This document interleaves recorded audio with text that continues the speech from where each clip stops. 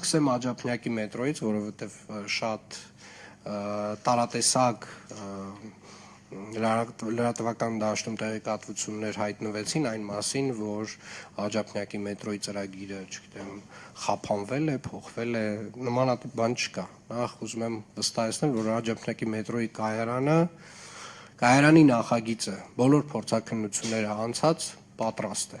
Եվ մասնավորապես այդ փորձաքննություններից մեկը, պարզ փորձաքննությունը, մեկից ավել տարի է տևել, այսինքն ինքը բավական բարդ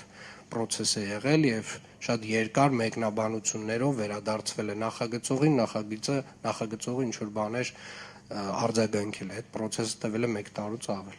Եվ Աջափնյակի մետրոյի կայարանը հաջորդ տարի, այս մետրոյի կայարանի այդ նախագծի հիմքով պատրաստվելու է կառավարության հատուկ որոշում, որով որ մենք իրականացնելու ենք նախագծի ֆիդիկ կառավարման մոդել,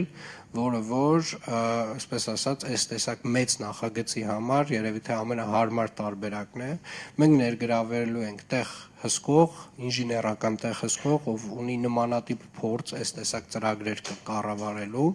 եւ որպեսզի կրկին արձանագրենք մետրոյի կայարանը Աջափնյակի, մենք մեր օրենսդրությունը նույնիսկ այս տեսակ նախագծի հետ նախկինում առնչություն չի ունեցել, այս որակի, այս բարդության, եւ հիմնականում ժամանակային հետաձգումները դրա հետ են կապված, եւ կարծում եմ ավելի լավ է մենք մի փոքր ժամանակ, ավել ժամանակ ծախսենք այս նախագծային փուլերի վրա, գրագետ տեղ հսկողություն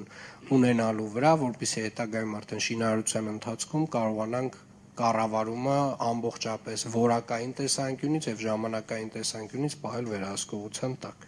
Աջափնյակի մետրոյի կայարանի հետ կապված ընդհանուր մոտեցումը սա է։